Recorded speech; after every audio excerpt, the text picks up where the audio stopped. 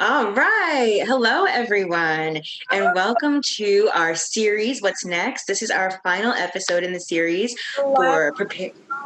episode. It's our last episode, and we are just giving out some tips and tricks and advice that we think would really help it for some incoming college freshmen. Today, we have a panel of all Black women because we are going to be discussing this one's for the girls, this one's for the Black girls, Come on. about our experiences in school and what we wish we knew as Black women going into it before, and giving you any tips and tricks that we think might help you guys out. So let's start with some introductions. If you've been watching the series, you know who some of us are already. I'm Camille. We'll say where we went to school, where we live now, what we do, when did we graduate, and then a fun fact about ourselves in the spirit of college. I'll go first. I'm Camille. I'm from Philadelphia, where I currently live right now. I went to Temple University and I graduated in 2017. Fun fact about me is that I'm all out of fun facts because this is our last episode. So who would like to go next? That interesting. So, we can only be so interesting. How many fun facts do we even have about ourselves? Not that many. Okay, I'll go next. I'm Mariah. I also went to Temple, and I graduated last year in 2019. And now I live in LA. And a fun fact about myself. Oh, I do have one. Now that I'm looking at Elizabeth, who went to middle and high school with me, one time for our senior year. Okay. I won the superlative most likely to be famous. So I spent the entire day of the day that I was going to take the picture building an Oscar out of Legos for the picture. And then 20 minutes before I was supposed to go and take the picture, Elizabeth knocked it out of my hand. It was not on purpose. It was an accident. But I did fix it, and I do have pictures, and I will show everyone the pictures. And I will also show everyone the video of Elizabeth knocking it out of my plus hours making it. However, the picture did come out great. Great. I was the only one with the prop. Great. Who'd like to go next? Well, I guess I'll go. I'm Liz. I'm from Chicago, the best city in the world. I graduated from FIU, Florida International University, in 2018. I majored in political science, and now I live in Detroit, and I teach middle schoolers math. I try to teach middle schoolers math. Bless you. Oh, and a fun fact is, I got so bored in quarantine, I learned how to juggle. What? That's so exciting. That's a really good fun fact. Thank I you. love that. Yeah. All right, Taylor, take it away. Oh, well, it's me now. I'm Taylor, and I am from Norristown, Pennsylvania. I went to Temple, graduated in 2017 with advertising. Now I live in Richmond, Virginia, and I work as an associate strategist. A fun fact about me, I don't know if it's fun fact worthy, but I am left-handed. Me too. Oh, never mind. Okay, well. Are we all Mariah, who knew? Yeah, we could tell by your handwriting, Mariah. This is the hand in question, yes. I'll go. I am Calix, originally from Duval County, Florida, which is referred to on a national scale as Jacksonville, Florida, but that's the white people's version. I went to Temple University, graduated in 2018 with a degree in theater, and will now be going to Georgetown in the fall for a master's in professional studies for industry management. I am currently the social media marketing athletics intern for Georgetown University, which has been very interesting. I do that. I also am an extern for NESN and RSN, which is the New England Sport Network and the Regional Sport Network. So that's been interesting. And a fun fact about myself is I learned how to do knotless braids during quarantine on myself. Just so you did the work. My head is big, y'all. It's a really fun time. But now, I'm going to try it out on my family and stuff like that. But yes. Awesome. Okay, I guess I'll go. There's no one else to go. Yes, my you name is will. Cynthia. You probably see me on other episodes. I graduated from Temple with a degree in computer science. Now I work in software industry in New York City. Trying to think a fun fact. Oh, I'm now taking an ethical hacking course just because I can. Yes. Because I sure can. That's awesome. Hacking can be ethical. Andy, we need to break in and, delete all our student loans. Yes. I don't know if I can do that, but I'll let you know. Awesome. So this is great. I love that we're all from such different places. I feel like this is, in terms of like where we're all from, this is our most diverse panel, I think, which is great because everyone's going to come from somewhere. And we all went to Temple, and it was a new environment. Well, not all of us went to Temple, but we all kind of stepped into these new environments. So what can we say to these kids about like what that's like, moving away from home possibly for the first time, being in a new place? What was your experience with that? Actually, since you bring that up, and I only know this because Liz and I are like friends, but like Liz went to UW-Madison first. Yeah. Okay. Transferred. So Liz, do you want to talk about like what that environment was like and like moving away from it to go to FIU? Yeah. So I don't know if anyone is familiar with the University of Wisconsin, but it's a PWI, aggressively predominantly white. And I came from, going to school on the south side of Chicago with primarily Black and Latino students. We had like 2 white kids in our graduating class, and one of them was like literally the stepson of the principal. So like literally. So going to Wisconsin was an extreme culture shock and something I think I overlooked. I don't know, like school, it just, I don't know. I can't even really think back of that mindset right then. I wasn't expecting it to be as violent as a awakening as it was. I would go to classes with 300 people in like these huge lecture halls and like be looking around and like there's no other Black people. And I definitely underestimated how uncomfortable that would feel. And obviously living on campus, it's like, that doesn't end when you leave class. Like it's when you're in class, it's when you're walking around campus, it's when you're in the dorms. And then freshman year was 2015, and that was like right during like part 1 of what we're going through right now with like the Black Lives Matter movement. Mm-hmm. And I just seen like the videos of Eric Garner. We were just coming off of Trayvon Martin. So it was just an interesting time to be going to a PWI. I like just started locking my hair, which is like a thing too. So yeah, it's a lot, more than I can say here, but I know when I transferred to FIU, which is located in Miami, had a lot of international students, a lot more students of color, and it was refreshing to say the least. Yeah, I bet. Yeah, and Taylor, you transferred too. Yeah, I transferred from Albright College in Reading, and it was, when did I transfer? I transferred in 2014. So it was kind of like around like, Trayvon Martin, stuff like that, and like Black Lives Matter.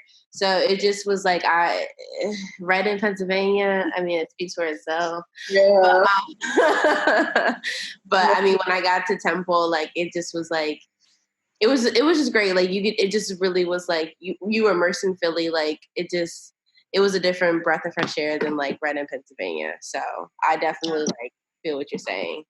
Plus, it was small too. Like it was a small liberal arts college, so it was just like that was it. Like I think this is an interesting question, and when I saw it on the list, I was like, oh, I can't wait to answer this because, how do I put this? My middle school was like super diverse. Then I got to high school, and it was like that was a culture shock because it was like I went to Duke Ellington, which is in Georgetown in DC, but it's a predominantly Black arts high school. Like. We had maybe, like you said, Liz, like maybe, I don't know, 5 white kids in our graduating class. So Temple was kind of like a blend of the two, almost. And then I think what shocked me about Temple was always how comfortable non-Black students were in North Philly doing so many interesting things. Yeah. Yeah. Yeah. Doors unlocked and just very strange behavior.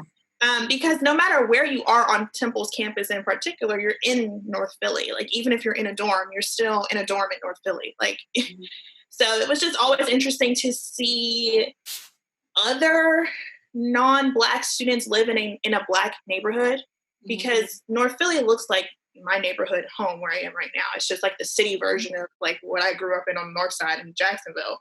So it didn't shock me. I was fine. Like, I felt, I'm used to the corner store. I'm used to all that. Like, it was fine. The Sev, all of that. I was fine. The PJs, that was my life. So I was like, okay, cool. Like, this is regular. But, for other students, it was always interesting to see how they carried themselves in that environment, and how we spoke about it too.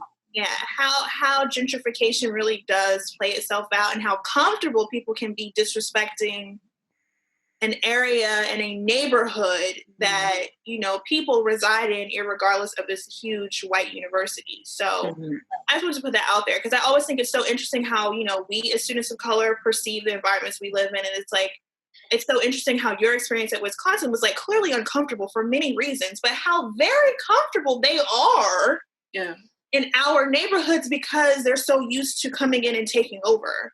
They don't get used to the environment that they go into. And I always thought that was odd. Like, oh, do you want to come to like my apartment on like Berks? No, I don't actually, but thanks so much. Like, yeah, I think it was comfortable with like the comfortability, and also like how like the news and the media portrayed Temple. Like, me growing up probably like 30-40 minutes outside of Temple, and just when I had the option to really figure out what school I wanted to go to, the main thing was like, oh, it was so scary, but at the same time, white people were also like, oh, I'm so comfortable, also like, oh, like, don't go past this part at a certain hour. So it's just like the contrast, but also still the audacity. Yeah. I think there's something to be, go ahead, Cynthia. Oh no, this is just a quick note, but I almost felt more comfortable off campus at Temple, because I felt so alienated with my major, computer science, all white men, that like I liked the way that Temple was set up, in the terms of like, if I didn't want to really be associated with the school that day and I was just like done, I could just like walk off campus or like do something else close by and be with people that looked and acted like me, and I didn't feel like I needed to be any certain type of way. Yeah. Yes. I think it's really interesting that we're all having these experiences at, like, Temple is a school, speaking specifically about that prides itself on diversity. And I came from a high school that was very diverse in terms of like the different types of people who were there. My graduating class was like in the 800s. And I think it's important to warn people that diversity is a word. It's just a word, unless there are actions behind it. And I'm still like unpacking it now. Like, I thought I grew up in this like utopia of like every type of person, and then people got a little comfortable. Because the more that you drill that into people think that maybe they can just like, I don't know, do things that are not for them to do. So I think for students going to schools, you might have picked a school because it was, putting its diversity at the forefront. And just be aware,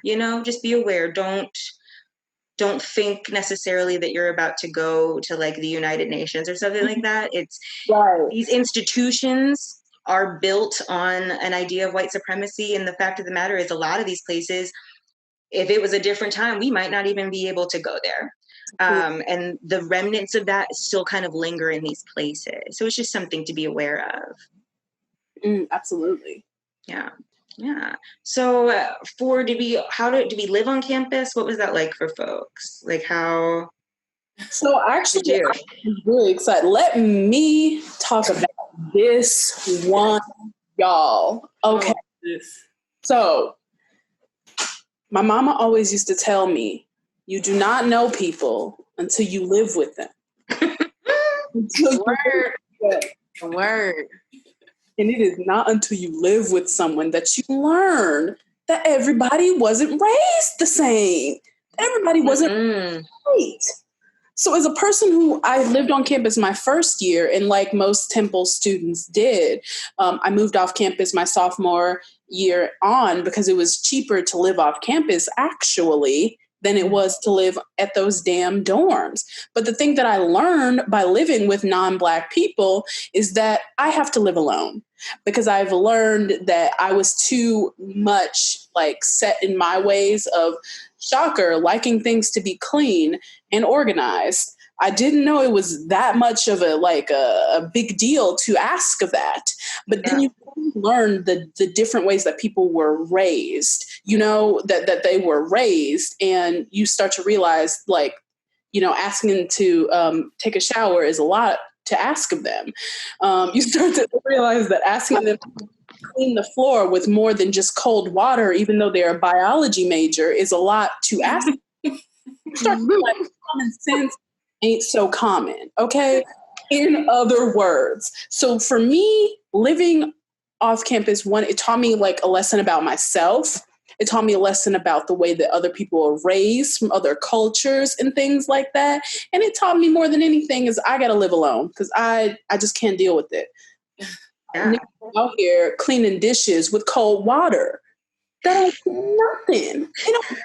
I was confused. That one stays with me. That one stays with me. Every time I think I want to live with roommates again. I can't do it. I would like to talk about this because go ahead. I was actually at my home one time when an incident happened, and I won't bring up that incident in particular because it will anger me again. But there's no need for that. I've graduated. I have the paper. I'm great. The degree is with me. So, like, my family knew that I was someone who was going to want to do things for myself, like cook for myself and like all that. So my parents knew, like, okay, well, we can't put her in a regular dorm. So I never actually lived in a dorm. I started out in the same building that I left. I had a room that was dorm style in an apartment in the view on campus. But I did that for a while, and I was the only Black girl. Shocker, because I was so clean, they didn't even know that I was a freshman, which I always thought was hilarious. Like, are you a freshman? And I was like, yeah, since when do we equate year of school to cleanliness? I don't understand that. So then, I was done with that situation, and my roommate was great. Like, we got each other, we understood each other, we had so much respect for each other, so much to the point where I still speak to her. Like, we were cool. We learned each other's things. And so we just got each other. The people on the other side, leaving pasta on the counter with red sauce on it for days. Like, my mom used to say things like, you should just put it on her bed and watch she clean it. And I'm like, I'm not going to go there because I don't want to even touch her stuff. I did. We had fruit flies, and these are things I've never experienced. My house has never gotten that dirty before. So, like, I remember literally not going to a ballet class. I'll never forget it. My freshman year, not going to ballet class because I could not take the filth anymore. There were fruit flies in my bedroom, and that's when I was done. So that's that freshman year. Now, the bedroom next door to me, I had 5 girls that I ended up sharing a bathroom with between sophomore to senior year. So every couple of months or years, I was getting used to a new person, style, whatever. And I really pat myself on the back for the flexibility that I was able to muster. But after a while, there were just things that I wasn't understanding. And so what I will say about living with people who are not Black or not African American or not whatever you want to just describe it as, is the thing I'm not going to do with you is the passive aggressive. We don't get there. Oh my goodness, I'm so I didn't even know I'll clean like this every day. Like, how do you keep things this clean? What do you mean? You clean as you go. Like, that's literally what you do. Or just putting your feet on a table that you also eat on, that other people eat on. Having your friends come over and put their feet on my table, not putting the living room back how it was when you're done. Like, common area spaces that you all share. Your bedroom window smells like the inside of I don't even know what. Please keep that door closed. You know what I'm saying? Like, just little things. And something I will say that, I'm very Southern. So we do things as a family in a group. Like naturally, I have a lot of extended aunts and uncles. I'm used to having people over to eat and stuff like that. So I would invite my friends over all the time. And my friends, by the way, are very tall African-American men. They're athletes because I worked in sports at Temple. So that was my like people besides the theater people that I loved. So they'd come over, and I will never forget one time a comment was made when we were having a roommate meeting my senior year that, you know, sometimes I just like get so scared because they're just like so like tall and I'm little, and like they just kind of like scared me. And y'all, God is good. Nothing has happened scare me. What? All of Right. that. And like there's absolutely nothing, and I think it's important to say, like, it's absolutely nothing wrong with seeking out roommates or seeking out situations where you are absolutely comfortable. This is your home now, and you have every right to be able to live comfortably. I feel like there's a lot of emphasis on, like, you know, you got to learn to get along with new people, like, and to an extent, but you're there too. And I feel like sometimes if you're the only Black girl, it can end up being a gang up, and just like the microaggressions get real aggressive. And you have every right to live the way that you want to live in your home and speak up for yourself. Also, what you're saying, Camille, don't lie on the application. There's an application that you fill out when you're picking out a room that says your type of style. And the two of us, my best friends in college, we matched because we were actually clean. Don't lie on the application.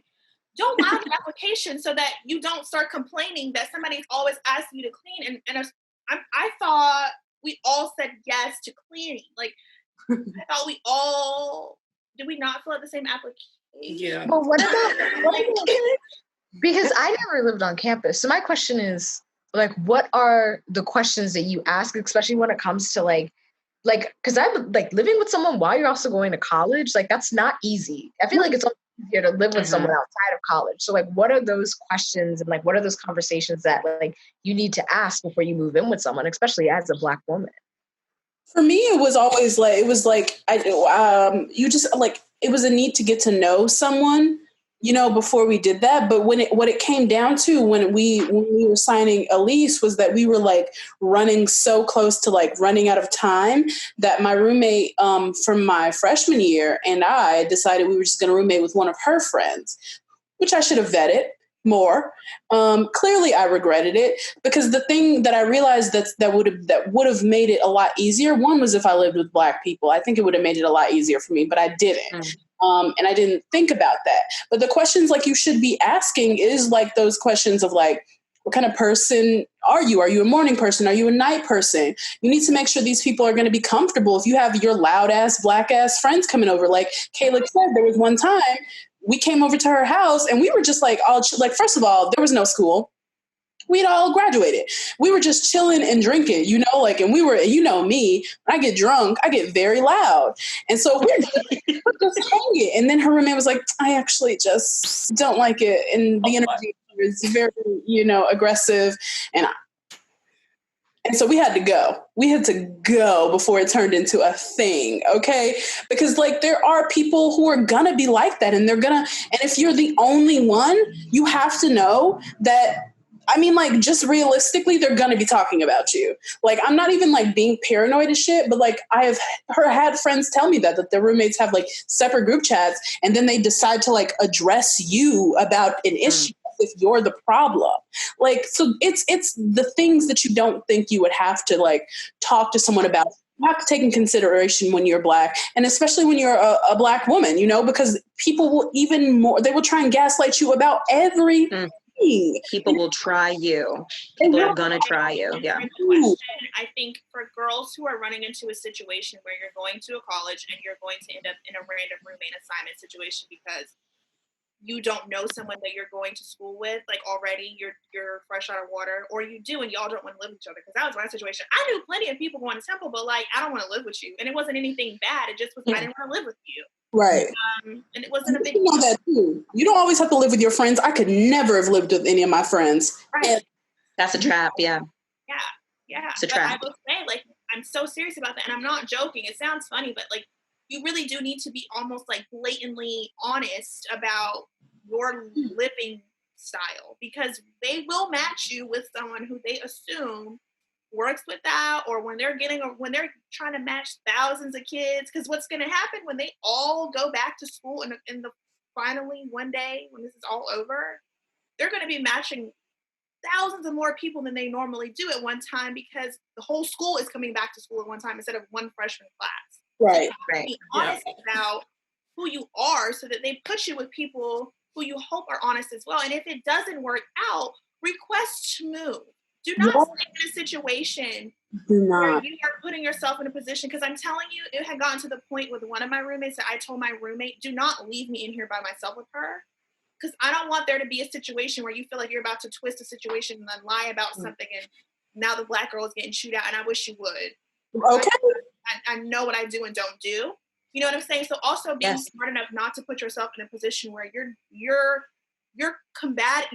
always combative with somebody where you live. Your home. This is your home away from home. This is a sacred space. It really has to be a sacred space. It does. And if you find yourself having to code switch to speak to these people and tone down your anger so you don't hurt anybody. And that's the shit that pissed me off the most about having roommates, was all the times I'm furious and I have a right to be furious. But if I come at them furiously, they're going to feel like they have the right to say I'm attacking them. You know what I mean? And there's nothing that people like to put on Black women more than you're angry, you're attacking me, you're aggressive. They love those labels to put on us. And it just, that's another thing you have to consider, because there will be situations where you and your roommates are gonna butt heads. And if you can't read them the way they deserve to be read without it being a bigger situation, that's not a living situation you should be in. Right. Always keep your receipts. Literally so many things were said. Okay. And I was bet screenshot sent to my mother.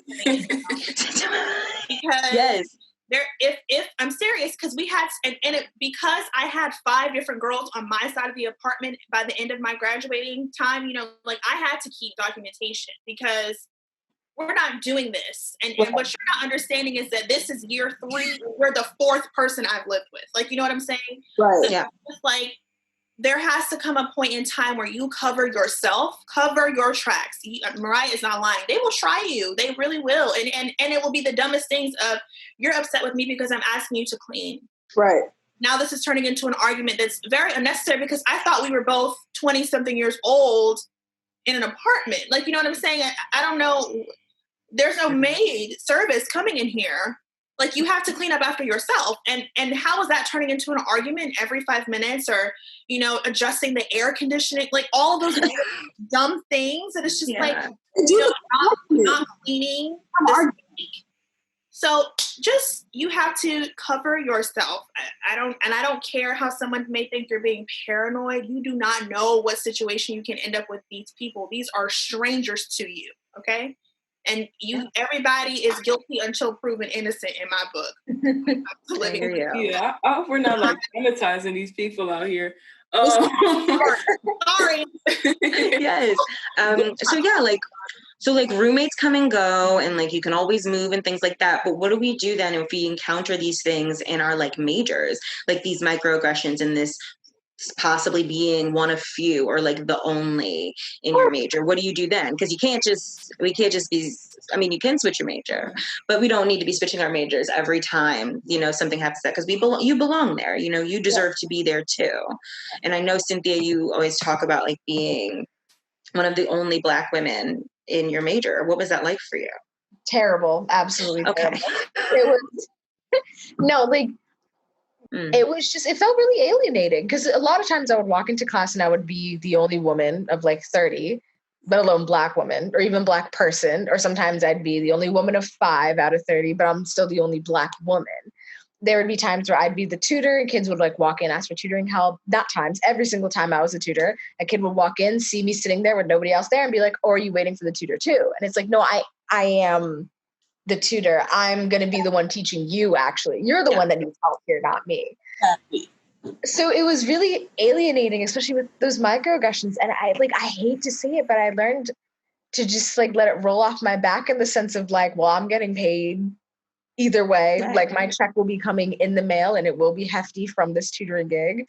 And it was also really nice to know that I had so many friends at Temple, but most of them were not in my major. I did make friends in my major. I've only made really like 3 or 4, but they all were either women or they were queer or they were like gender nonconforming. So like we all were kind of alienated as well. So we created our own little community in that. And then also too, because I commuted, it was really nice because when I was like really sick and tired and I was done, I would be like, let me see what time the next train is coming. I'm out of here. Yeah. Like, so it was really nice in that aspect of like, I could leave really whatever I wanted to, but like while I was there, it was like not cute. Yeah. But I mean, at the same time, it's like I said, like, especially with that tutoring gig, the one thing that got me through was just like, listen, I'm getting a check. That's fair. Yeah. Yeah. That works in your favor is when you're getting a check, you know? Yeah. Yeah, I think in terms of that, and Camille and I can like speak to this because I feel like this is a category we both fell under being theater majors. Mm-hmm. The token, Black girl that passed in things like I have played grandmothers, I have played drug addicts, I have played a 10-year-old child, I have played it's all over the board. Because they stuff me in any role that they're like, this person's a little bit more mature than the rest of these people. Let's put this, this fat Black woman in this role. You know what I mean? Mm-hmm. Like, this person's angry. This person's that. Let's put Mariah in there. Or this person has a really, really big voice. Let's put Camille in that role. You know what I mean? Yeah. There are experiences like, I've played some old ass women. And been like, what is this? Like, what are you doing here? I will say, and I think it's similar to kind of how Cynthia dealt with it, is like, I was a firm believer in picking my battles. Right. There were just days where I was like, you know what? They are trying. I don't know what. I'm here to do one thing. And I was going to be the best one on the stage doing it at the time. Like, to me, that was like, you know what? I can't make a difference from outside the room, because I knew some folks who their solution was like, I'm just not going to engage with this. And that's totally their right. And I understand it, because it can be taxing to take those things. Me, I was like, you know what? I feel like the only difference that I can really make, because I'm so young and I don't have the words yet, is to get in the room. So then once I'm finally there, I can speak my piece and let people know this is not okay. So I think there's definitely something to be said for picking your battles, because you deserve peace of mind. You don't have to fight with every single person that's there if it's taking more away from you than like giving to the collective experience. Yeah. The way that I found peace of mind with that was just knowing in my heart that like I was like the most talented person, like doing what I was doing. And I don't mean to like toot my own horn or anything like that, but like, I know, like, I'm very sure of myself, and I'm very sure that I'm good at what I do. You know what I mean? And so if I'm going to be in this room and I'm not going to fail like the shit test, like you're not going to put me in this role thinking I'm going to fail and then thinking that all other people that come after me are going to fail in this role. No, I'm going to do the best damn job that I can. And hopefully that'll open up other doors for them. Now, that didn't always work out in my favor, and I think I was a bit naive to think that it would, because most times these people are just trying to serve their own agenda, and they're not thinking about, the ways in which this affects you, a young 18-year-old, a young 21, whatever year old, the things that they're like putting on you, the images that they're putting on you. They're not thinking about how those things are affecting a young Black woman. And so you kind of have to like mature yourself a lot faster than other people would. And like, even from childhood, Black girls have to do this, but especially when you get to college, because they start putting all of these labels on you. I cannot tell you how many times I've been called aggressive. I've been called mean.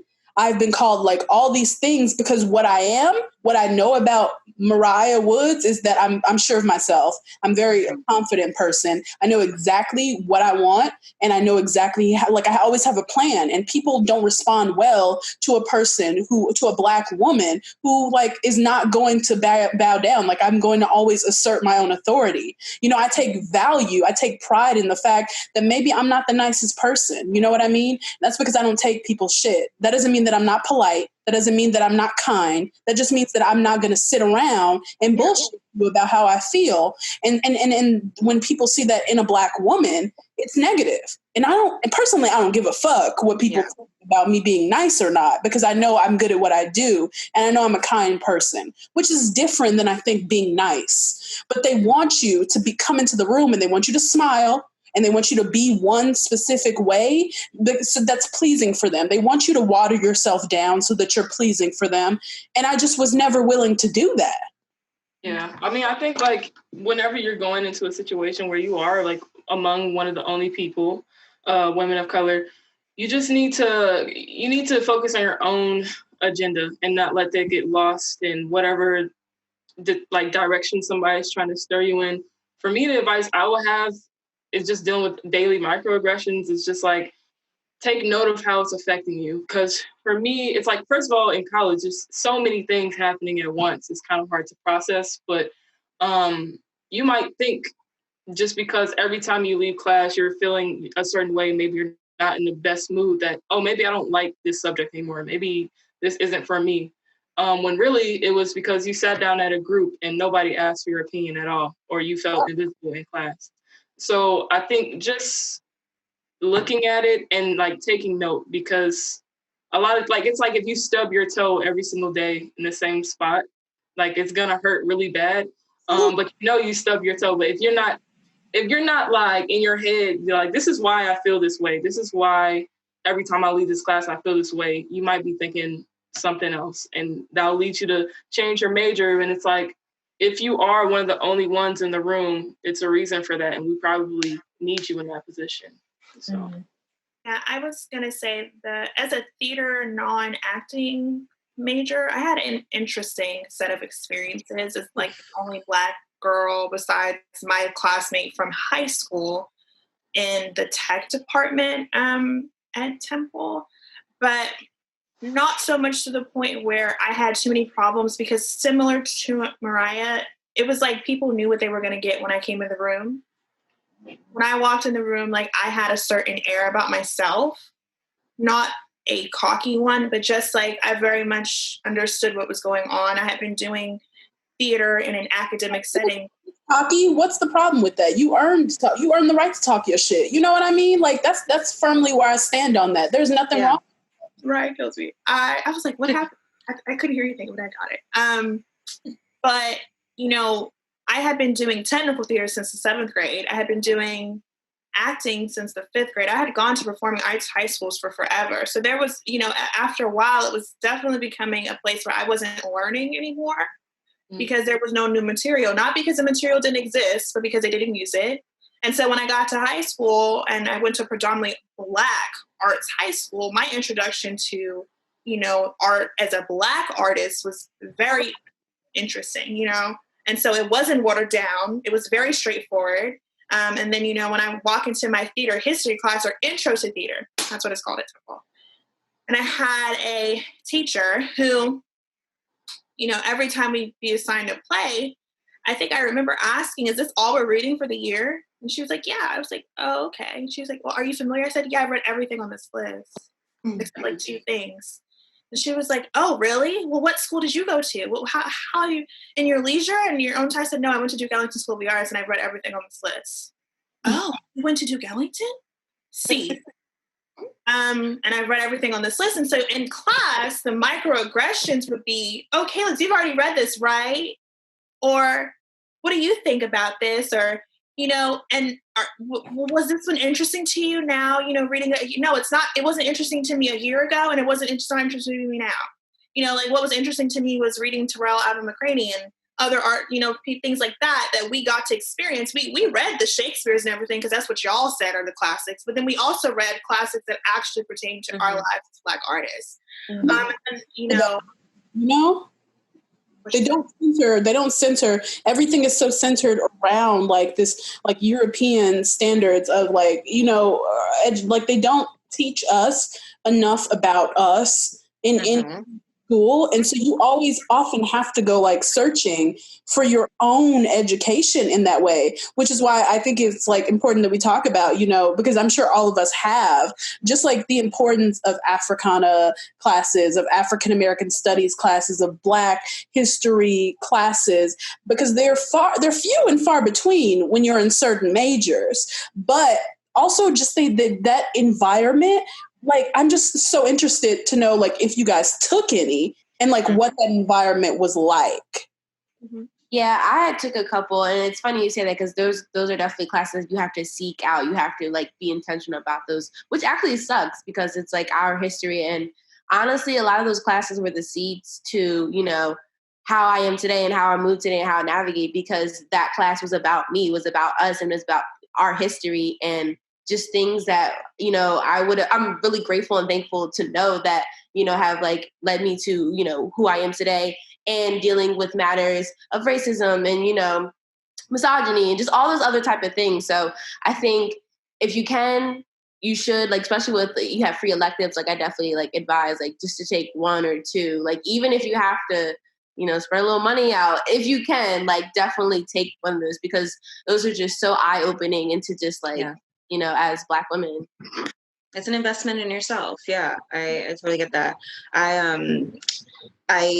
Because you don't get an adequate Black history education in school any of the years leading up to college, like I said, I'll say it again, it's your money, lots of your money. Use that and take control of the education that you want. And if you want to learn more about yourself and your history, I urge you to seek out those classes. I took a Black women's class like by accident. The class was labeled as like, it was just autobiographies of women in radical social movements. And I just got so lucky that the person who was teaching it was writing their dissertation specifically on like Black women radicals. So she had like based the class around that. And I changed everything for me. Like I mentioned before, I had this like kind of a naive idea about where I grew up, and it really shaped a kind of naive idea about like where we were in history and like how progressive or not progressive our country was. And in that class, we read Asada, and I said, oh, this like just happens. Like I said, first of all, I've never heard of this. I think I may have seen this on the wanted billboards in like New Jersey that they still have today. And I remember being just so angry, mostly because I can't believe no one ever told me about this. Like, I don't know how this was able to like not get to me. And it made me realize that there are forces at play that are actively making sure that I don't get that information. And now that I have control over the information I get, I think it's really important to use it to learn about the things that are important to you, to learn about the things that like shape who you are. Also, like even just beyond getting the information in those classes, unfortunately, I say unfortunately, like when you go to those classes, most of the time it's primarily like Black students, and it's like I wish more white students would come and like learn. But it is good because if you're not in a major where there's a lot of other Black people, specifically Black women, that's a really good opportunity to make friends too. It really is. Like for me, I think the class that I took, because like there's a mandatory class in our major that and I'm sure all of us had that one mandatory like Black class that we all had to take. But what was really like my awakening, you know, into, you know, just not being afraid to step into myself and step into what I cared about the most. It was a hip hop class that I took senior year. You know, or just like hip hop's like, it was like hip hop and like political social movements or something like that. But it just like really reminded me about what I value in life. And it really was like an awakening to have that kind of class. And I just wish that they cared more, that they gave more money to these programs, you know? And I think, what I would say, the advice we need to give is like, people need to show interest in those programs in order for them to be around. So you need to take these classes. You need to get your friends to take these classes.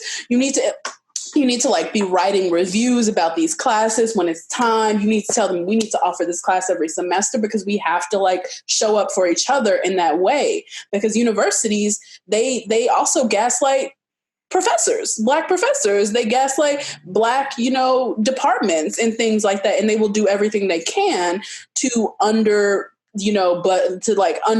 them, to, under budget for this program, to cut, that'll be the first thing on the chopping block. So it's important for you to show an investment in that because you deserve it. It's your history and you should. I'm looking into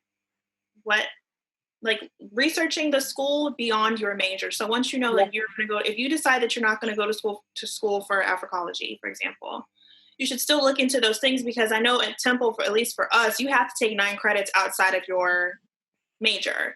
And, I took the opportunity, like Mariah said, everybody said, to research and find those classes that were going to best suit me. What people don't even know is that Temple is the first university in the country that has a doctoral program in Africology. It's historical in itself.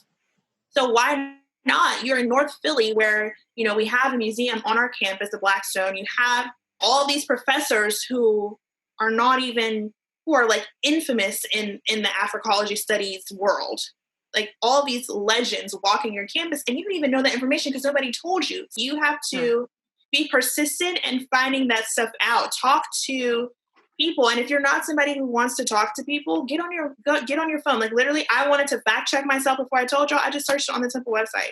You know what I'm saying? Like if I'm going to Wisconsin in the fall, what are those little opportunities, if they exist, for me? Let me find that out before I get there, so I know where I'm going to find my community if it's going to be hard for me to navigate one. That's all in there. I also think you have advisors and professors to confide in, right? So, a lot of us are either the only one or the few in our majors.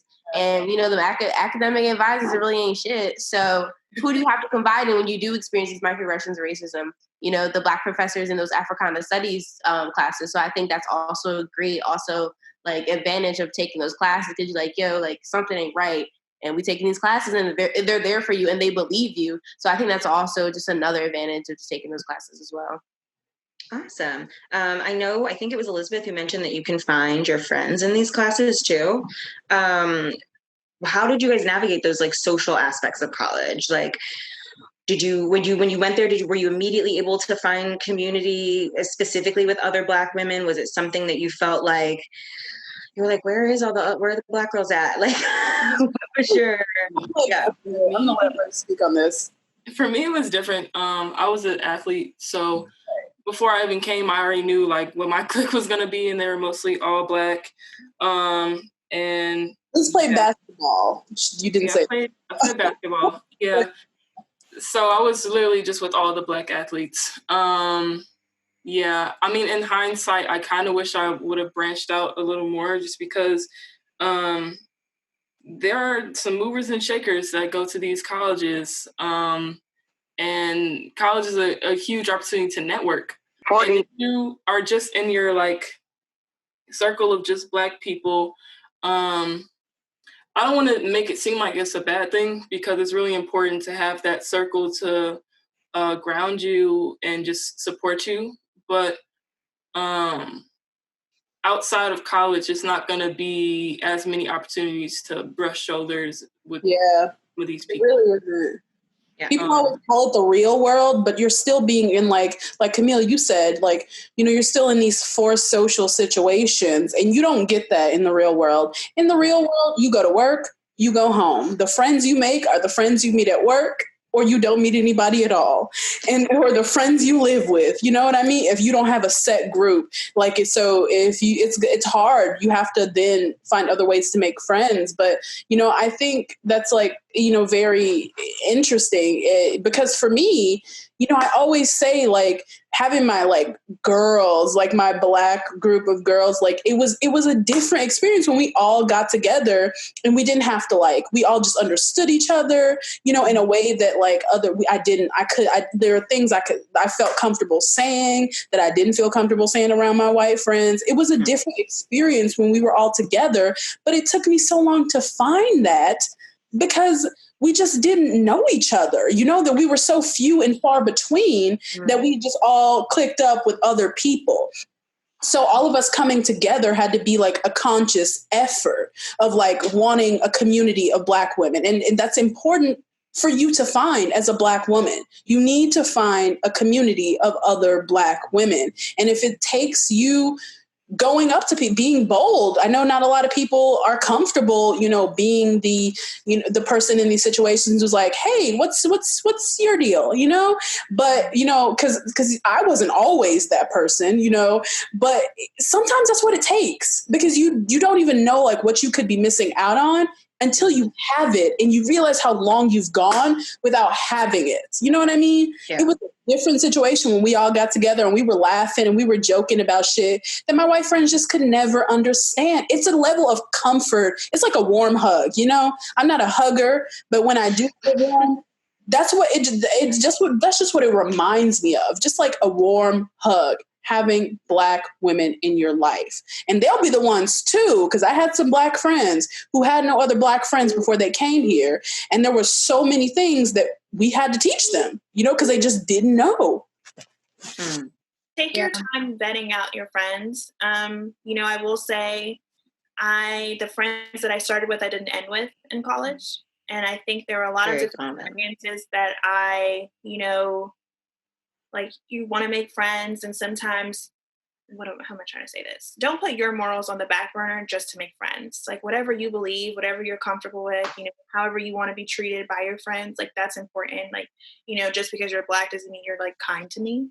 I don't know if that makes any sense, but make sure that the people who you're making friends with are learning the things that you do and don't like. Because one thing I will say about college is like this becomes your family when you're not at home. And, if there's not enough trust there, or if there's not enough respect, keyword on respect, then you will run into situations that you could have avoided if you would have just, paid attention to those red flags. And I don't want to say this as a negative, but I really struggled with that. The social aspect was probably the hardest thing for me. Was just balancing it all, because I had 17 credits a semester for class, like 4 student organizations, which was a way to make friends. Joining orgs, that's a natural way to do it if you don't want to do it within your major. But it's also very important that those people that you're meeting are, there's a level of respect as there is with fun. Like, okay, we have fun together, but also, everybody you party with is not necessarily everybody you sit and talk on the phone with outside of like a party. You know what I'm saying? That's very true. Be very careful. Be very careful. Just have fun. And it doesn't have to necessarily, be someone you talk to every single day. But just be very careful and cognizant that you're not, so gullible for friends that you let things slide that, make you uncomfortable. Take your time to really get to know people. You know what? At the beginning, you might be, because like if you're like me, who came from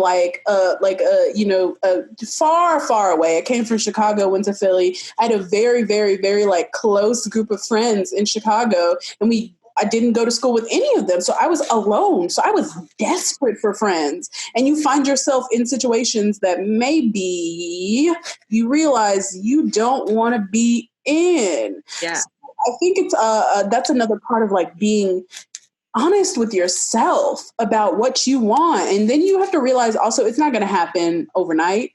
Like you're not just going to be, it shouldn't happen overnight. If you're best friends with someone overnight, it's not going to last. Sorry. It's not gonna last. You gonna end up like not liking this person by the end of the week, by the end of the conversation, maybe. So like you really have to be, picky about your friends. But I think that's so important that you mentioned that, Calix, about like the social aspect of it, because it's a whole different world of partying and dating. And when you're a Black woman, it is a whole different landscape. And I'm just like, I really want to hear you guys' thoughts on that. Where do I even begin with the social aspects and me? It's not a secret. I got a lot of white people around me. I do. And it's not lost on me. It's something that like I grew up, my family would make like jokes about and things like that, so it's something I was always really cognizant of. My best advice for like navigating the social aspects, especially as a Black woman, where there's that added level of like, are these people about to be racist? Are these people about to be what? Is like protect your peace at all times. keep checking in with yourself and pay attention to how you feel. Being friends with other Black women is definitely can be a really nice gateway because you have those commonalities that are naturally there. But we still got to get to know each other. We're not a monolith, and she might not be the sis for you, and that's okay. Like for me, it was just about paying attention to how I felt, making sure I was never in a situation where I was disrespected. What Calix said about like the same people you party with might not be the same people who have that respect for you. There's a frat legend that lives inside me, and so that often put me in situations where I was like, now if we were in a different situation, not this party, I don't know if me and this white boy who are communing over this keg right now would really be and so I just pay attention. What did you say? Okay, white. Look, oftentimes I found myself like upside down over a keg with like white men holding me, and I was like, whoa, how did I get here? But with that, it's just about like protecting yourself and checking in, and you making like sometimes things happen, like I said, and you just don't process them all the way. But if you're checking in with yourself, you have every right to be respected at all times. You have every right to be treated well. And sometimes you might run into some weird shit at parties and stuff, like those white boys who tell you like, you're pretty for a Black girl. Like I'm trying to hook up with a Black girl tonight. I got a lot of that. And don't mistake that for a compliment. It's not. It's not. If it feels weird, it's because it is, and go with that. Don't let anyone reduce you down to that. Don't let anyone put you in boxes and their ideas of what you are to them onto you. Just always be protecting your peace. I feel like there's a extra layer of that as Black women that we kind of have to do because there are so many people and so many forces at play trying to disturb your peace. And you're not ruining the vibe. Like just because it's a party does not mean like you can't you're not ruining anything if you feel offended because 10 times 10 the shit is offensive. The vibe plenty of times. Peace out, see y'all. I've yelled over a microphone saying, no, y'all can't say that. Girl, at frat parties, they had to put me out because I was like, don't say that shit again or we're going to be hurt. Like, y'all brave going to frat parties. That's what I'm saying. I will say this, especially too when it comes to hookup culture. I've said it before and I'll say it again. If you have to question whether they like you or they're just fetishizing you, already, that's a red flag in and of itself. Yep. Ask that question quite a lot. Yes. Ask it constantly in your own brain till you find that answer. And if you do find yourself in a relationship with a white man, it happens. It happens. No judgment. Yeah. No judgment. What matters is that you learn that you are not being like a docent at the Negro Museum for them. Like they need to be doing their own education. Like I can't be in a relationship that's taxing for me in that way.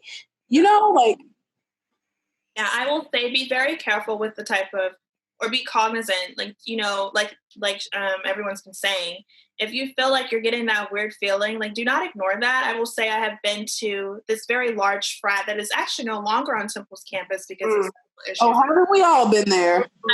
One time. And that's, I am that person who after one time, I'm good. And I remember I was with my friends who happened to play football, who often visited this place because a lot of other people that they knew were there, and they were always welcome to go because they were football players. And, they have this weird obsession and fetishization over athletic men. And I went to this party with them, and we were at the back door to their house, and we walked up the steps, and my friend, who really is like a brother to me, was like, yeah, she's my girlfriend. She's good. And I was like, why do you have to lie and tell them that I'm your girlfriend for us to get in? It was little things like that. And I was like, what is this? Like, if I wasn't his girlfriend, you were going to tell me to stand outside. Like, and I was the only Black girl in the party except for like one other girl. And this house was huge. It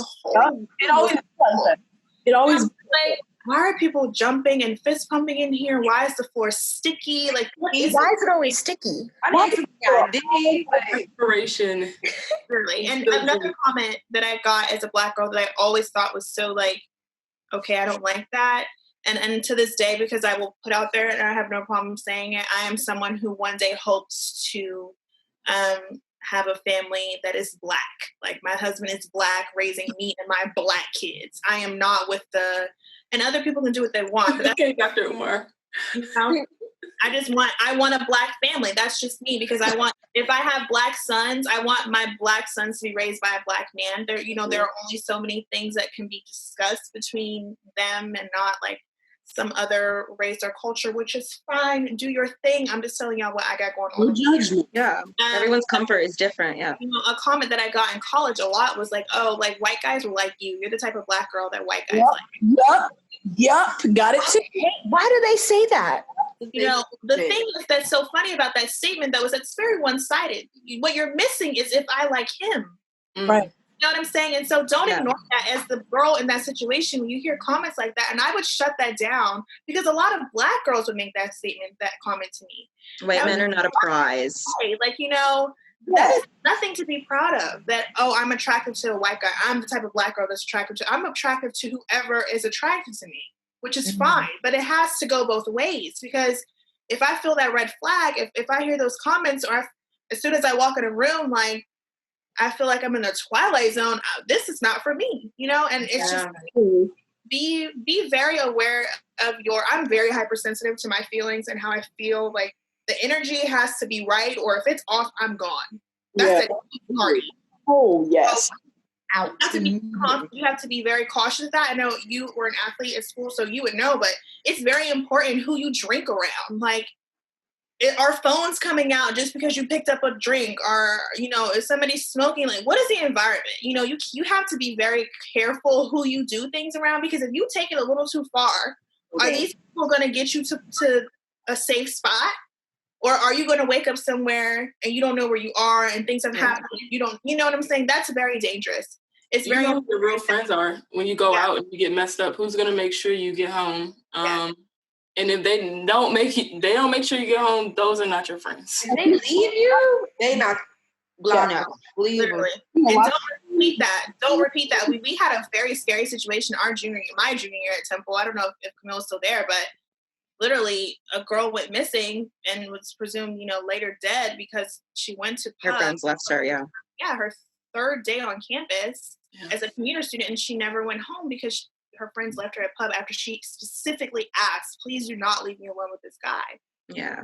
You know what I'm saying? Party, like, those are extreme scenarios, but yeah, parties are fun. Like, that's something to remember. Parties are fun. If you're in an environment where you feel like you can't comfortably relax and have a good time, that's not the place. That's not the place to be. And pay attention to those instincts and get out of there. Like, you deserve to have as much of a good time as anyone else. You deserve to have that, college experience. And white people do not have they do not get to ruin that for you. So always just be somewhere where you're comfortable. In terms of like finding community and groups of people, were there organizations that you felt like were really like safe spaces for you, places that you felt like you could relax and have that, like, I can breathe, I can just be here, be myself? What was that like? Mine was always just like my friends and like the groups of people that I brought myself around. I tried with organizations, but because I was a commuter, it was too difficult for me to be on campus all the time for those meetings. Yeah. Have a place to stay that night and things like that, that I couldn't rely on, personally, I couldn't rely on organizations to get me that community that I wanted. Granted, obviously they work for different people. It's just personally for me, that's not where like I found my community. Yeah. Yeah. For my situation, it was just different. Like, my community was the athletes. So I don't know if you are an athlete, that's a huge bonus, because I didn't really have to go too far to find my community. Yeah. Yeah, theater like kind of puts you in like casts, and so you end up at those types of things. I was lucky enough to be in an all-Black cast once, and that was like a beautiful experience that is giving me like lifelong friends. I would say to just try everything. I tried a bunch of organizations and some of them just didn't work for me, but definitely try them. And if you are a Black student, check out those Black organizations. It just because they're Black orgs it does not mean that they'll be your home, does not necessarily mean they'll be your place, but it's definitely worth trying, because I just feel like as a Black person, the more Black people that I know and can commune with, the better. Mhm. So go. Maybe you'll meet someone who's also not feeling it, and y'all can instead during that time go somewhere and do something together. Go Like to the snack shack and get something to eat and talk about Yeah. how or something like that. I was about to blatantly lie and say that's what happened with me and Taylor, but I didn't even know Taylor a single second of college. And I just met her after and loved her. But We would have done that though. We would have definitely done that. that's exactly we both went to Redacted and didn't have a good time. And I think we would have had if we had known each other. We would have had a good time. I had communities like in different pockets. So I had like my student orgs that I banged with, and I had my group there. I had, people who I knew from work who I was really cool with. I had 3 different jobs. So I had 3 different sets of work friends. Yes. Then I had like my major. Then I had people in my minor who I was cool with. I would definitely say like, and this goes along with the friend conversation we were just having, but it's very important to find people who are not mad when you're not with them 24/7. Oh. You know what I'm saying? Like the friends that I had, we struggle because like, like sometimes like I wasn't available because I was with like this org group of friends, or I was with that. And it was just like a lot of like, well, you're never with us, or we never see you, or you're always doing this, you're always doing that, or you're always in your contract hours. Like I can't control the demands of my major. You know what I'm saying? So it's just like, being comfortable, trial and error. Some orgs are going to work out, some are not. Do your research on those organizations and figure out which one works for you. Like, And I will say to that though, like it was very valuable to my experience in my later years that I did have Black friends. Like, and Calyx, to what you were just speaking about like, Black women who would say things to you like, oh my God, white men are going to like you. I just always found myself feeling sad for those Black women who very clearly was the only Black woman in their group. Like they had no other Black women as friends. And so that was what their experience was like. And they had all these internalized, and this isn't to say that we all don't struggle with that, because, sometimes we do, but there are it's so important that you have other friends who are Black women, not just because, you can relate on a level that other women cannot, but also because like they will be there in ways that white women cannot be there for you. White women do not have the knowledge to be there for you. White women do not care to be there for you. And not just even white women, but non-Black women can't relate to this, like the experience of that. So for me, it was important for me to find that community, because I felt myself becoming like, I'm going to say radicalized, because they were trying to get me to like beer. And I said, Black ass house, not in my African-American household. Yes, we love beer here. Yes. I don't judge you, but I judge you. I will say it depends on what you try. That's all I'm going to say. It depends on what you try. They've heard it all before, Taylor. Don't waste your time. Don't waste your time. I cannot believe it. Y'all not going to get me to do keg stands? Absolutely not. It takes. Some of us are not as strong as you. Doing adventurous things with your Black friends is probably one of the most fun things and best memories I have of doing like what we describe as like white people stuff, which is really just being adventurous, I guess. Just call it being adventurous. Don't let them take over that, because we have that. But like randomly going to Center City to do stuff, like finding something and being like, okay, it's this far away from campus. Like, when are we done with classes? Or we want to ride to the beach this weekend, or like do that stuff together. Like, you have 4 years, 4 to 5, or however long it takes you to finish that degree, honey. Do it. Just take it. Okay. You're never going to have the time to have this much fun in your life ever again. You're really not. That's how I feel about it. Like, I think back and I'm like, dang, I wish I would have went to like 2 or 3 more parties. Not all of them, but like 2 or 3 more. So those things. Every party. Yeah, you don't. But if you want to, if that's you, that's you. Find your balance. But like, like mix the drinks in your house and try new things out in the safety of somebody's house. Like, do that stuff. Yeah. Build that. I'm telling you, this amount of stuff I tried with my friends in college, and I'm like, girl, I would have never done that if I wasn't with y'all. You know what I'm saying? Like, just little things that like you will never you will never get that again. Not every day, you know? Yeah. I will also say that there's a lot of value in being your own best friend. I would urge everyone, hey, struggling to find Black women friends? Look at that. You are a Black woman and you are now your own best friend. And there is so much, like, I don't know, I found so much joy in that. I learned so much about myself in that time spent alone. I think especially as Black women, because there are constantly people trying to project ideas of what they think we should be onto ourselves. I think it's really important for us to take time out to get to know ourselves, because you can get lost in all of that. And I feel like that is what happens to some of us when we're, like, especially young girls, and we really don't have a lot of control over the narrative. Like I found there was so much value in going out to places alone, like figuring out what it is that I like, so that I can like create a life that feels good for me. Immaculate. Go do things alone. Like, I discovered one of my favorite pastimes is either watching a movie or going to the movies by myself. Yep. My favorite pastime is like going to a restaurant by myself and like listening to a podcast. And I'm like, no, I don't want to sit at a bar. I want a booth.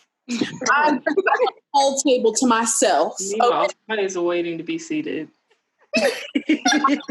Damn about these tables. I want the whole booth. I'm not sitting at the bar. And you know what? Sometimes you just have to be like that because you have to be your own best friend, you know? Because at the end of the day, you need to have you if nobody else has you, okay? Even when everybody else falls through, like, you need to always show up for yourself. There will be a time when you're eating at the camp by yourself. Absolutely. And you need to see nothing wrong with that. You don't have to. This is like what I think is like the freshman year like syndrome. Like that first week, you're like, we have to eat dinner together. We have to eat lunch together. We have to shower together. We have to go to I shower. Dusty. You're an athlete. Yeah. You can shower together. Eating breakfast by myself in the corner of J&H was the highlight of my day. Every day, my heart would sink when someone would like know me and come sit. I'd be like, oh my God. I hate that. I'm here trying to eat my omelet alone. I just want to listen to my podcast before I have to go to class and eat my Raisin Bran Crunch that they saved just for me. Don't make that face. Raisin Bran Crunch is good. It's just something. Because how you gonna judge beer with eat Raisin Bran? It's odd. It is odd. It's odd. I'm sorry. Nutritious. There is nothing wrong with that. It's not Raisin Bran Crunch. I'm sorry. Crunch. So after a long day, like I would have, like, for example, I would have like class starting at like super early in the morning, because also know yourself. So know when you want to have your classes, and we didn't really get into that, but like figure that schedule out because you perform better at different times of the day. Yeah, so set yourself up for success. Yeah, I would have classes, and then I would go from class to work, which would be like the EO football facility, and then I would leave football facility and have to go do contract hours at the theater school to like 11 o'clock. And my friends would be like, oh my God, well, there's this party tonight at 11. There's this party that starts tonight. And I'm like, well, guess what? I'm not going. They'd be like, are you sure? I paused it. And I would go home, and they would be like pre-gaming in my house. I'd be like, what's up? Everybody need to leave me alone, take my shower, light my candles, lock my door, and go to sleep. That was all I wanted. I cannot tell you how many homecomings that I had to work football games, which would have me at Lincoln Financial at 6 a.m. And y'all want to have a party in the parking lot, J lot, whatever. I don't want to do that. I want to go home. I've been up here since 6 o'clock in the morning. And like, my friends, you know, understood like, okay, while we've been like hanging out, this has been her job all day. And, you know, finding that community of people who understands that. My friends would like come home with food. They'd be like, hey, Kay, we brought you some food. It's on the counter. You know what I'm saying? Stuff like that, because like I also did struggle a lot with like finding ways to care for myself. I would not give myself that time. And like, that's why now I have a candle obsession, because I realized, okay, these things calm me down. I've been running since like 8 o'clock this morning. I opened Morgan South today. What do I need to do where I can like, it's 8 o'clock. I've been going for 12 hours straight. What can I do to finally like sit down and give myself a break? Because if you don't recharge and you try to do that the next day and the next day and the next day, you're not going to show up as your best self. Not even that. And not even just that, but I feel like there's just this stigma on Black women that like gets placed on us about how strong we are, how like, you know, powerful, and how we can just go. And sometimes I'm tired. Yeah, I love me. One thing I want to do is take a nap. Like, Hello. Yeah. Me at like 18 through 21, very weak, not strong at all, very weak. Our less like me. Like we became friends by taking naps together. You want to come over and take a nap? Bet. Literally. Yes. I remember it became a thing where I literally would be like, I'll see y'all tomorrow. Or like I would just not touch my phone for hours and be like, I'll see y'all tomorrow. Like I can't. I physically cannot just keep going. Like I'm tired to, and if you're a commuter, you have it now, because then you could just be like, dog, Dad's I need help building a shed. Like I really can't see y'all this weekend. And then you could just be in your house. Not the shit. Chilling. Like, Right? Like a she shed. So I'm really excited about this episode because we have questions, right? From like real little people who are about to start. Questions from some Black women. okay. The first one says, were you treated differently compared to other students? Yeah. Yeah. Absolutely. Yeah. Of course I was. I think the hardest thing too is like trying to figure out why. Like, is it because I'm an athlete? Is it because I'm Black? Is it because my hair? Like what is it? Is it because I'm not from here? Don't waste your time really trying to figure it out. It doesn't matter at the end of the day. Yeah. And I'll say that sometimes too, like I am different than some of the other, like sometimes the cases I am different than the other students. And there's value in people seeing that too and acting accordingly. Like, you know what I mean? Like sometimes that extra, like if it's not a negative thing, but it's just like no, I see you and I understand. Like, I'm not going to pretend like everything is like everyone here is the same. Pay attention to those people who see you and who are actually seeing you. Yeah, I don't know. Those are people who are not like compartmentalizing you in their brain when it comes to friendship. They're like actually being your friend and knowing you. I don't know if y'all had a good experience with Jenny Lynn at Temple Theater, but yes, names. We had. Let's do it. Let's get into it. Yes, names. This is not a negative. This is I had a good experience with her as a person. You know, by my senior year, I had been the hair and makeup supervisor. Somebody's hair for sure. Back to back, right? But this is the thing where I understand, like, you know, we often do things, and this is something that I'm working on, you know, complain about things, but then don't have good solutions for it. You know, instead of being like, I don't have any good people to do hair here, like, let me shop around. And I wasn't necessarily somebody I never took her class, ever. The word just got around to her that I knew how to do hair and makeup. I'd taken a makeup class at Temple my freshman year. And she was like, would you like to be would you like to be the supervisor? Sure. Like, those are the moments where if you have a Black person in place who can make other Black people look good, especially in the entertainment industry, please let's put those people to work. Let's not act like those people don't exist. Don't make me the assistant. Don't make me one of the other consultant, right? Don't make me the other person who's the contract on the contract with them. Like, don't make me make me the supervisor. And she did twice. You know what I'm saying? So in those experiences where you are that only person and you have the skill set and you're comfortable, you know, being the leader in that situation, and I was organized and she knew those things about me. She knew what I brought to the table, and I never felt like, you know, oh, I'm not being listened to, or I'm like, you know, being disrespected. It was very much like she would ask me questions. You know what I'm saying? And it's very important to take advantage of those opportunities where you're being put in a leadership role without being like side-eyed. Yeah. Great. Next question. Cool. Okay, so this question I think is like so important. It says, what was it like being a Black woman at a PWI, and how was your experience with teachers? I will not answer this question. Woo! With teachers, I gave the energy that I was getting back. That's what it was. With teachers, that's how it was. Teachers who were investing in me and, you know, investing in my education. Those are people who I built relationships with, people who I built like mentor relationships with, and people who wanted to try me. I would try you right back, because not for my money, not for my parents' thousands of dollars that they don't have. Like, you are not gonna treat me any differently or give me an education that is different than the one that I am paying for, or different than the one that everyone else here is getting. I was the arguer, I always have been, but I'm like, I'm gonna go back and forth with you because you're not gonna sit here and play me like I'm crazy. You know what I mean? I'm not. But I know in this situation, I'm not in the wrong completely. So I wasn't ever like, I was the person because it does, the teachers are going to gaslight you.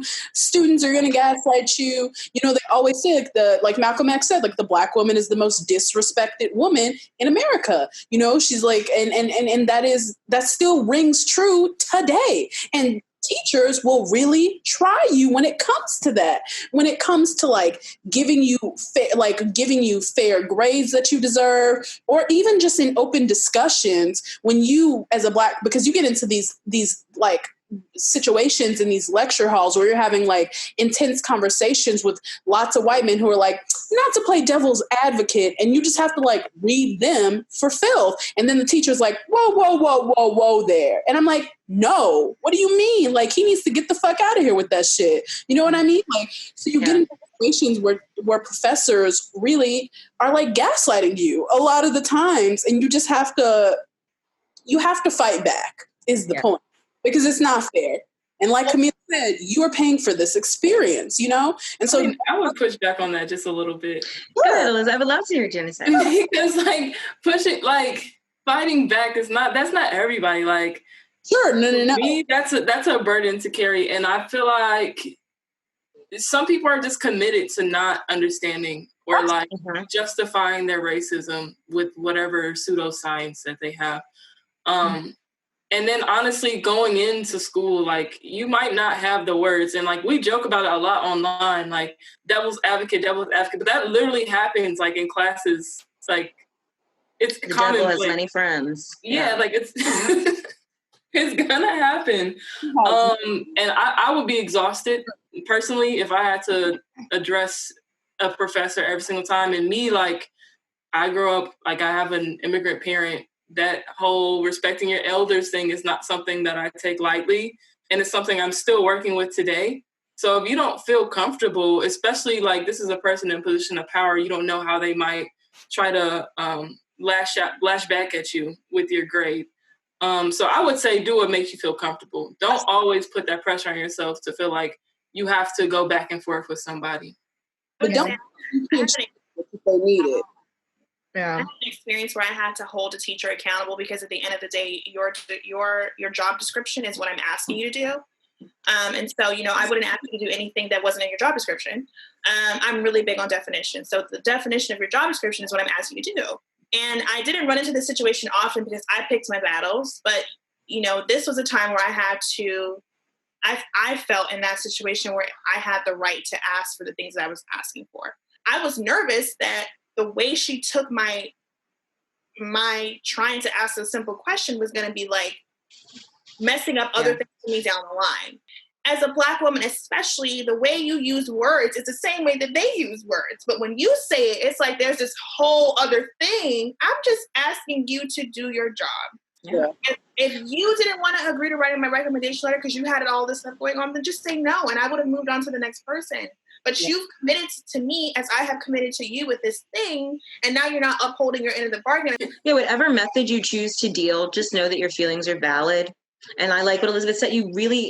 There were times at 18, 19, I just didn't, it caught me off guard. I didn't have the words and now at 25, there are times like I find myself thinking back and being mad at myself for not saying anything. And when it's like, no, someone was doing you wrong. You didn't do anything wrong, and your feelings are valid. So I just wanted to say something for like the STEM majors because it's more objective versus subjective.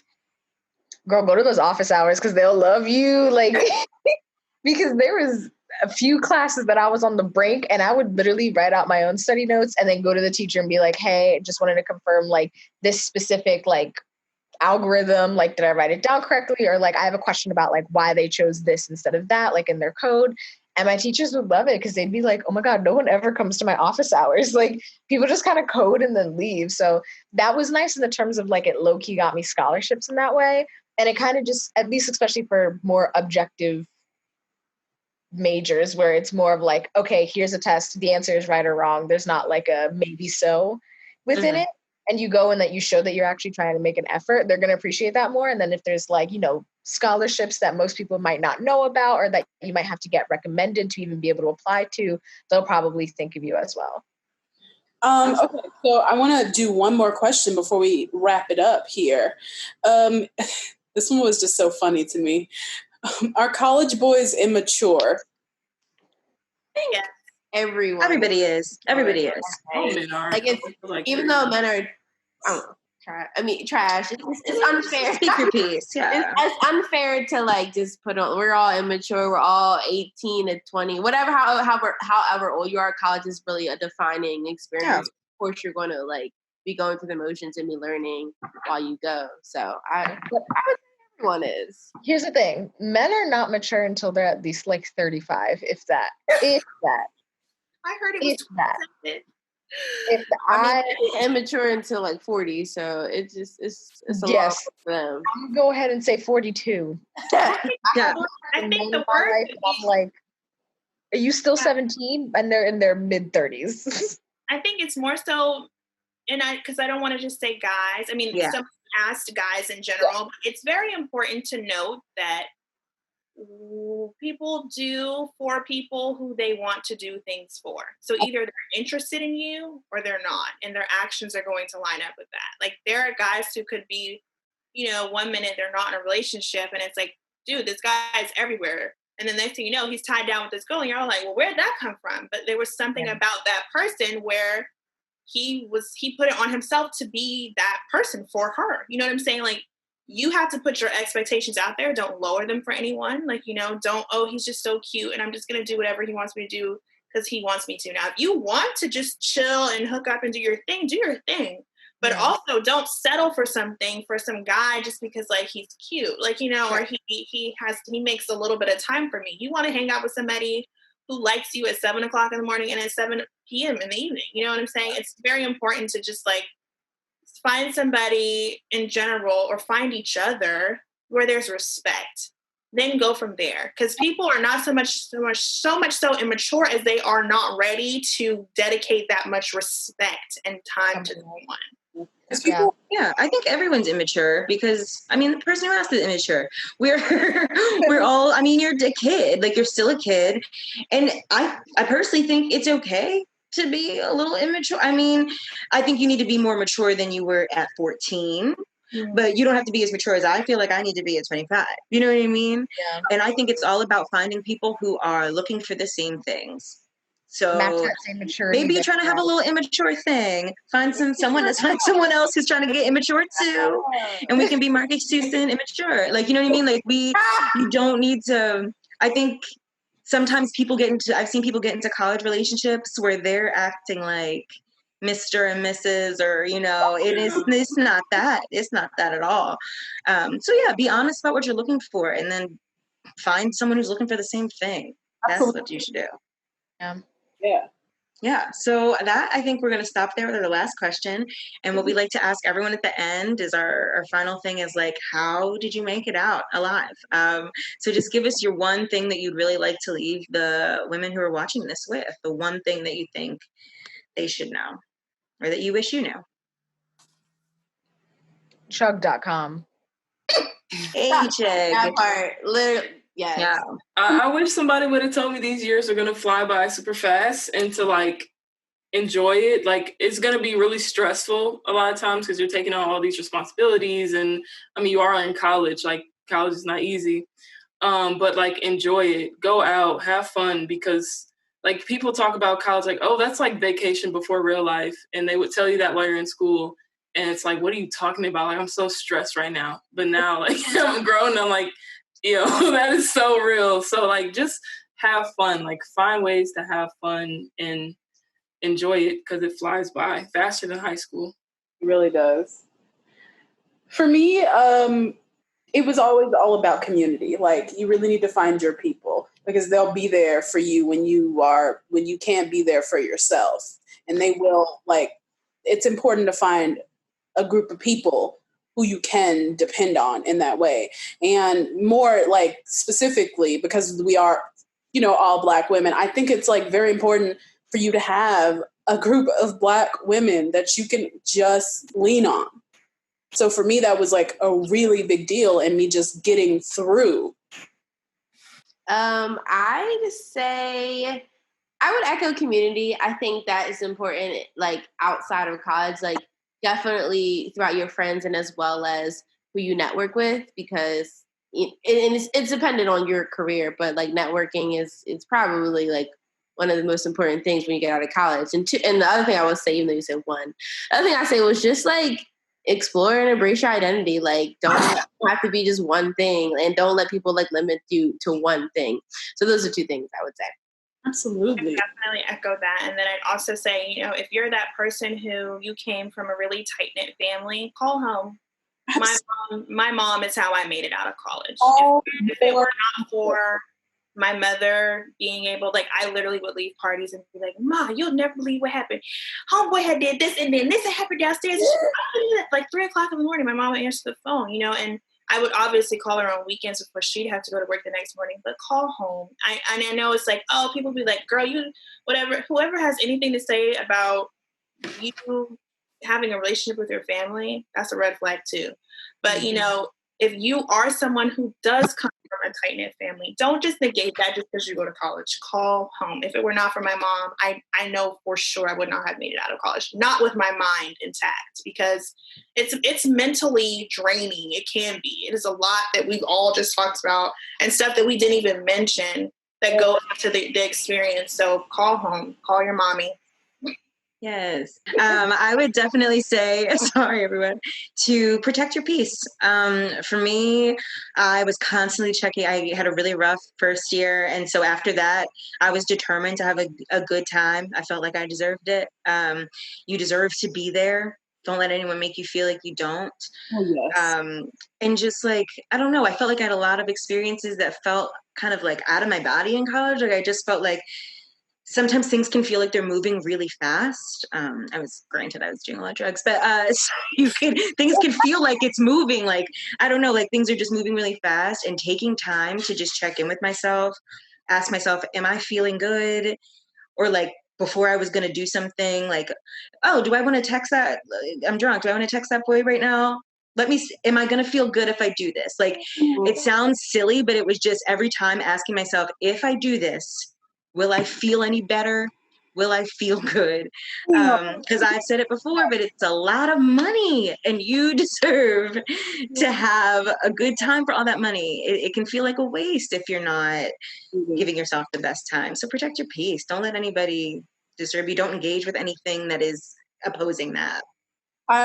Yeah, that's so. I do want to just end it by thanking all of you, obviously, for doing this. You know, the reason I started this website and this like community was for women like who aren't like us, or who haven't been through, you know, the experiences that we've been through, to have someone to look to, who feel like they're alone, you know? And like, I really value like all of you, like amazing Black women, one, taking time out of your day to come and do this thing for me and for us. And like, but just also for everyone who doesn't have that, you know, for all those little Black girls out there who are going into it blind. Like I know a lot of us had to.